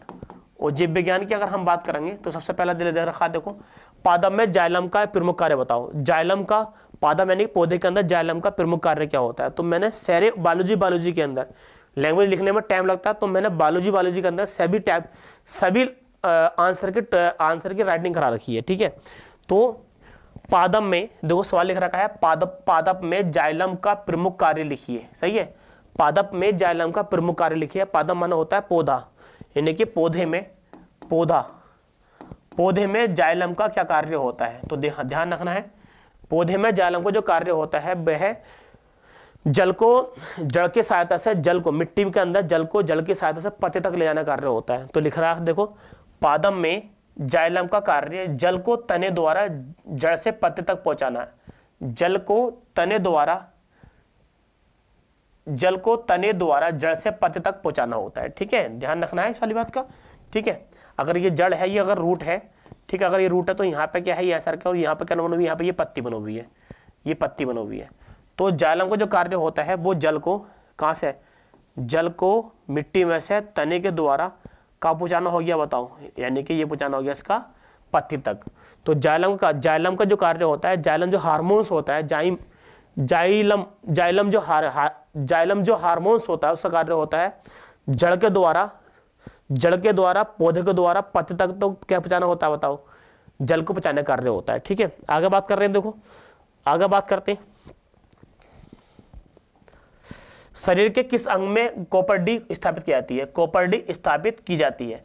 तो कॉपर डी जो स्थापित की जाती है, जो शरीर के गर्भाशय के अंदर स्थापित की जाती है, यानी महिलाओं के अंदर गर्भाशय के अंदर क्या स्थापित की जाती है, कॉपर टी स्थापित की जाती है, यानी कि रखी जाती है। ठीक है, देखो तो कॉपर टी को गर्भाशय में लगाया जाता है, इसका गर्भ निरोधक के रूप में भी इस्तेमाल होता है। ठीक है, गर्भ निरोधक के रूप में भी किसका इस्तेमाल करते हैं, कॉपर टी का इस्तेमाल करते हैं। और दूसरी बात, गर्भाशय के अंदर रखी जाती है, क्या, कॉपर टी, ध्यान रखना है।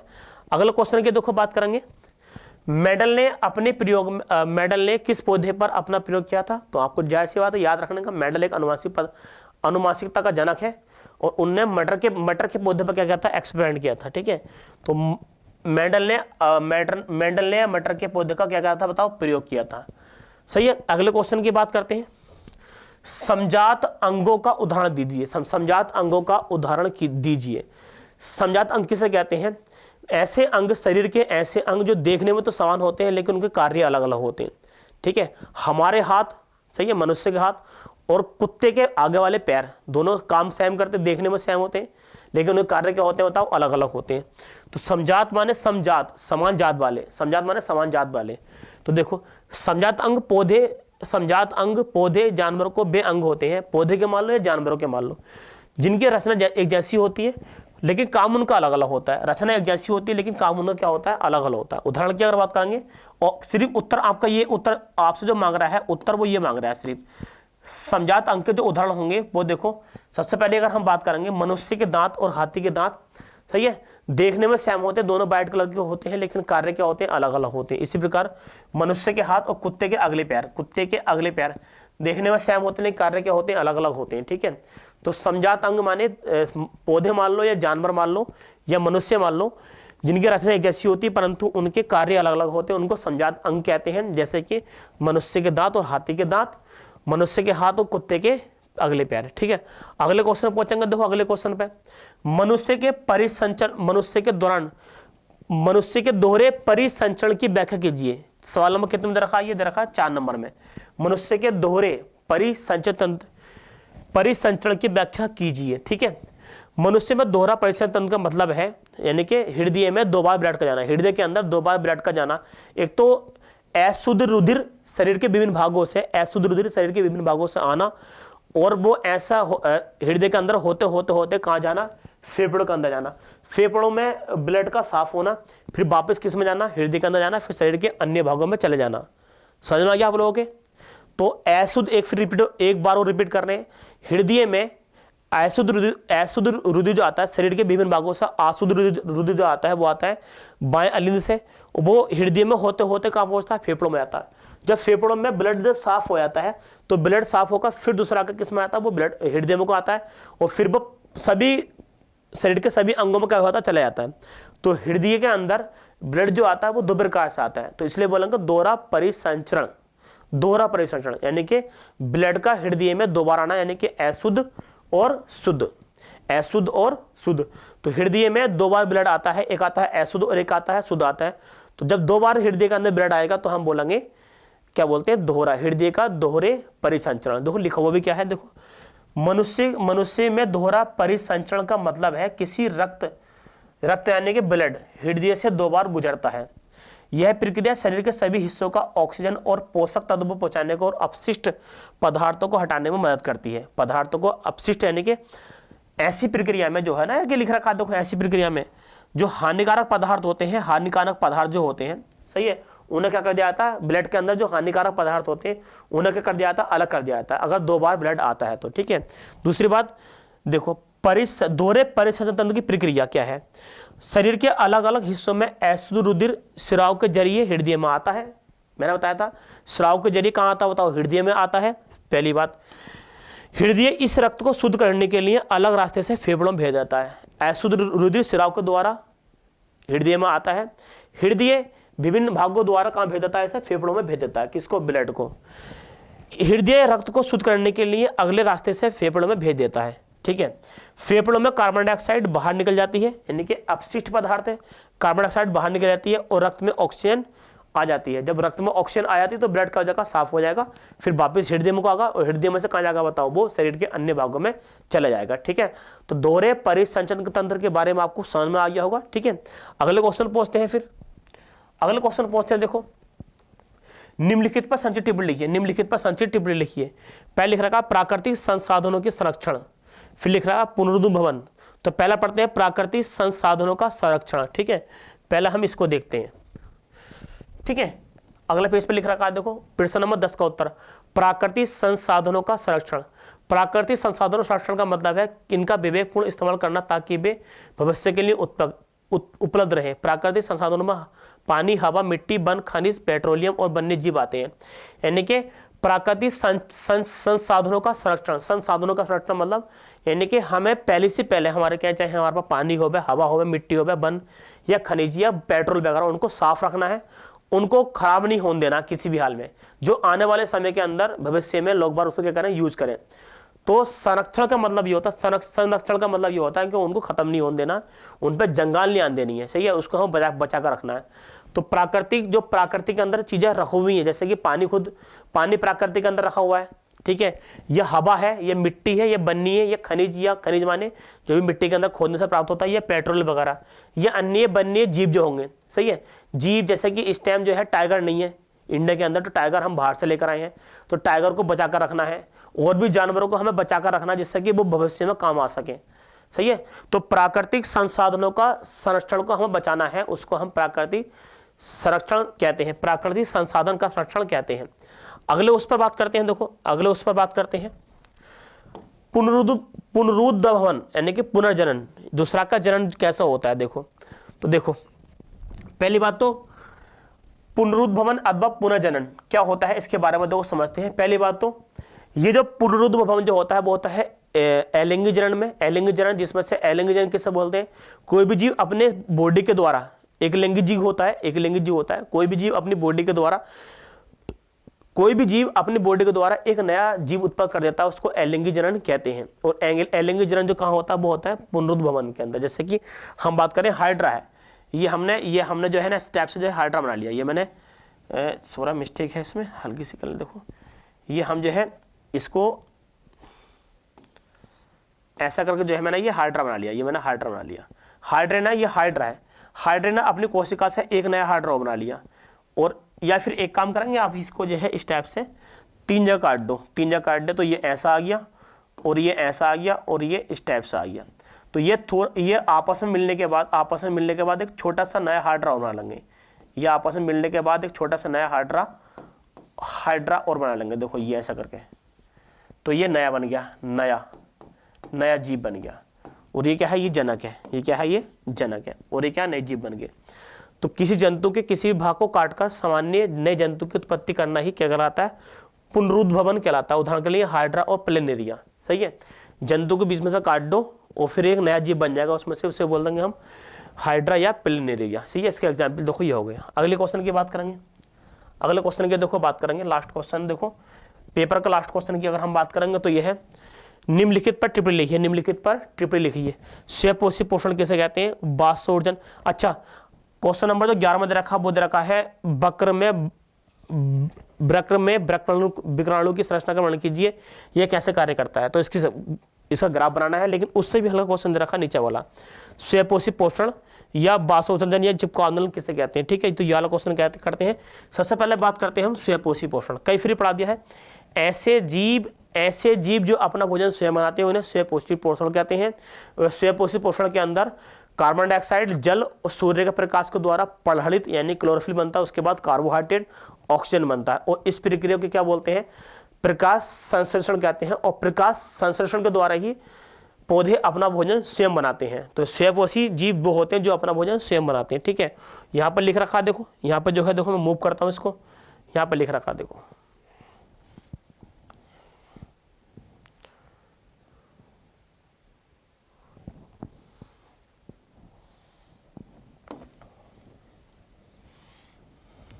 बेजीव जो अपना भोजन स्वयं बनाते हैं स्वयंपोषी पोषण कहलाते हैं। यह है स्वयंपोषी जीव कहलाते हैं। यह है स्वयंपोषी पोषण कहलाती है। हरे पादप कार्बन डाइऑक्साइड, जल से, प्रकाश तथा पराहित की सहायता से अपना भोजन बनाते हैं। देखो पीछे मैंने कई फिर पढ़ा दिया, इसलिए मैंने ये फास्ट तरीके से पढ़ा दिया। तो कार्बन डाइऑक्साइड लेंगे, देखो कार्बन डाइऑक्साइड लेंगे और साथ में H2O लेंगे और साथ में सूर्य का प्रकाश, सूर्य का प्रकाश, सही है, सूर्य का प्रकाश, और है बनेगा पराहित, और पराहित को जो बोलते हैं हम क्लोरोफिल, क्लोरोफिल बनेगा। और फिर साथ में क्या बनेगा C6H12 और O6 प्लस क्या बनेगा, ऑक्सीजन गैस बनेगा। ठीक है, अगला क्वेश्चन पूछेंगे। देखो अगले क्वेश्चन पर पहुंचते हैं। अगला क्वेश्चन क्या कह रहा है, बाष्प उत्सर्जन किसे कहते हैं, बाष्प उत्सर्जन किसे कहते हैं। देखो बाष्प उत्सर्जन की सीधी सी बात है, पौधे द्वारा अपने अंदर मौजूद पानी को, पौधे अपने द्वारा उत्पन्न मौजूद पानी को, देखो ये पौधा है, ये मानो ये क्या बताओ, ये देखो ये पौधा है, ये पौधा मान लिया, और ये क्या इसकी देखो पत्ती है, ये जो है मैंने उसकी पत्ती मान ली। ठीक है, ये क्या मान लिया मैंने, देखो उसकी पत्ती मान ली। तो यहाँ से ना इसके अंदर पौधे के अंदर जो पानी होगा, पौधे के अंदर जो मैंने मान लिया यहाँ पर जो H2 है, H2O को बाहर करना है। H2O को क्या करना बताओ, बाहर करना। H2O को बाहर करना क्या कहलाता है, बाष्प उत्सर्जन कहलाता है। बाष्प का बाहर करना, पौधे अपने अंदर जल को क्या करना, बाहर करना, उसे क्या कहलाता है, बाष्प उत्सर्जन कहलाता है। लिख रखा देखो, पौधे द्वारा अपने अंदर, पौधे द्वारा अपने अंदर,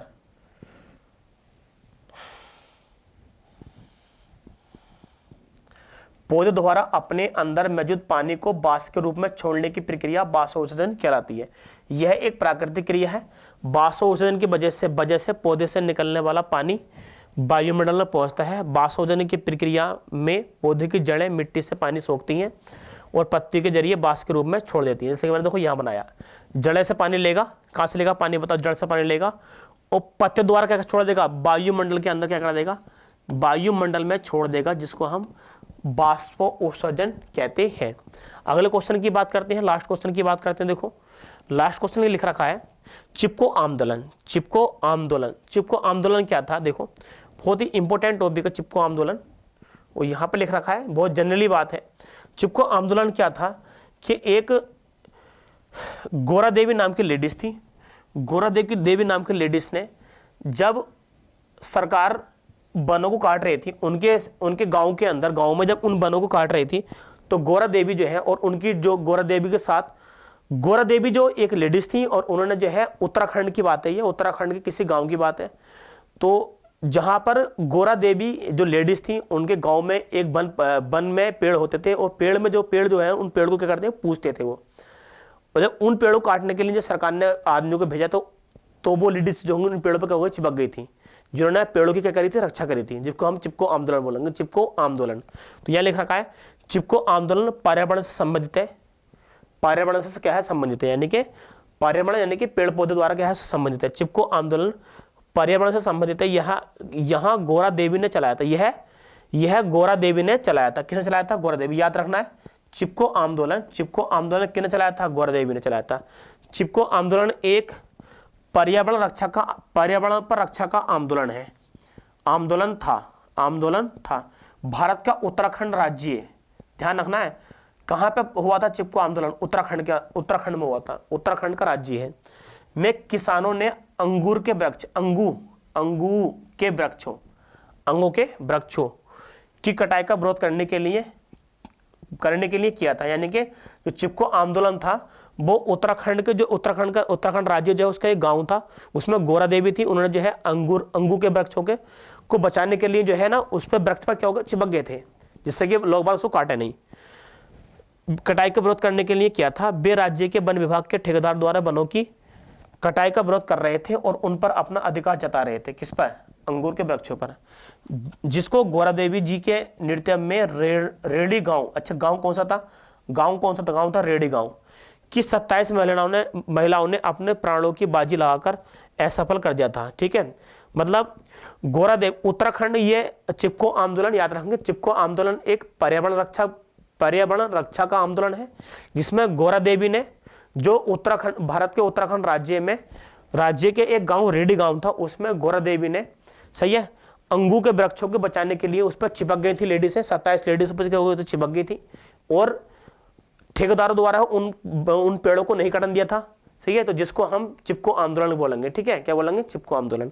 तो आज के लिए देखो ये लास्ट टॉपिक हो चुका है। पेपर सिर्फ इतने था, 11 आपके सिर्फ 11 क्वेश्चन आते हैं, और 11 क्वेश्चन में आपको ध्यान रखना है 11वां क्वेश्चन जो होता है 6 नंबर का होता है। तो आज के लिए इतना ही, मिलते हैं आपको नेक्स्ट आंसर पेपर में।